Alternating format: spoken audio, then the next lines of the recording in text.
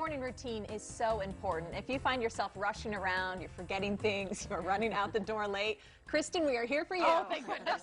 Wellness entrepreneur, author, and host of the Tranquility du Jour podcast, Kimberly Wilson is here to take us through our mornings and get them from frazzled to fabulous. Welcome. Thank you so much for having me. It's a treat to be here. I know we're all always kind of running out, especially some of us that have to get up really early, but we want to find out the ways that we can kind of maybe stream that a little bit, right? So where do we start? What's one of the best things to start with to get our morning a little more calm? A little more calm. It's critical. Okay. Yeah. So number one, to prepare in advance as much as possible, right? You never know what's going to happen. And so the thing about mornings that I find really, really important is looking over the next morning, the night before, right? So you know what's on your radar. Okay, I have to be really on first thing in the morning, or, oh, I have a leisurely stroll in the morning. And that just can help too to know, okay, this is what's on my plate in the morning. And then the second thing is to set out your outfit. I think for so many women, it's like, I have a closet full of clothes, and the data shows we wear about 20% of what is in our closet. So knowing, what am I going to wear tomorrow without it having to be a stressful situation in the morning? I feel like with that, because I don't know about you, I lay my stuff out the night before. I know in my head. But I feel like you'll start to wear more that's in your closet, because in the morning you're so rushed, you're just I know this grab works, the first just grab thing. the first thing. Right. Absolutely. And you know, one other thing to keep in mind is to have a uniform of sorts, you know, something, right? Steve Jobs always had his turtleneck and his jeans.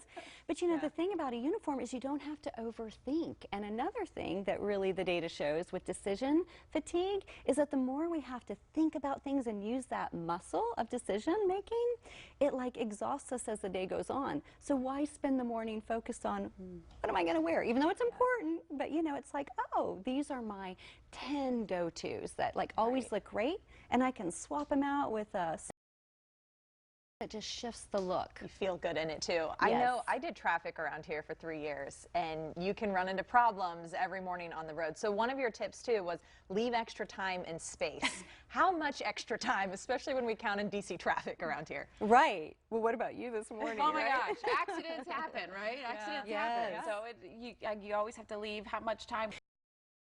No, I think it depends on kind of where and how far your commute is, right?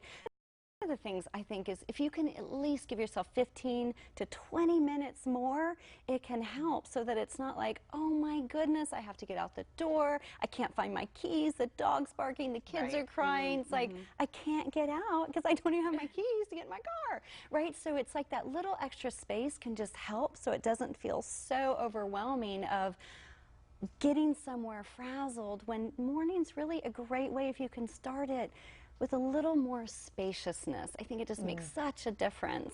And one of your final tips too was create a morning routine. Yes. It's important? It's important.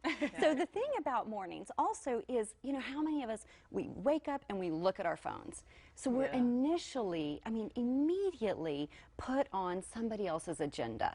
And so what would it be like to use your morning, even if it's just 15 minutes of a routine? I'll give some ideas for that. But what would it be like to actually focus on input rather than output?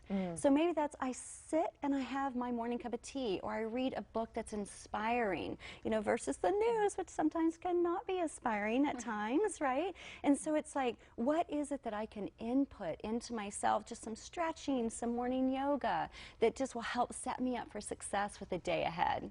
I know you also brought the green smoothie, the tea, and Yes. also a green smoothie is a good way to start the day. I'm obsessed with green smoothies because I'm not much of a cook, and so we can all do this. Yeah. And it's like spinach, kale, some frozen fruit. I like mango from Trader Joe's, and then hemp seeds. So you get lots of protein, protein powder, and water. It's like, who can't do that? And you can do that the night before and put it in the fridge? You can. You know, I tend to do it in the morning. It doesn't take much time, but you absolutely could. And really, you could make a big vat of it and have it for the week, which is really nice. Right.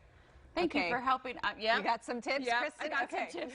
I'm leaving that extra time, and I'm going to set that morning routine. Thank you so much for being here and helping us be a little less frazzled. Absolutely. Thanks for having me. We'll be back with more after this. Coming up,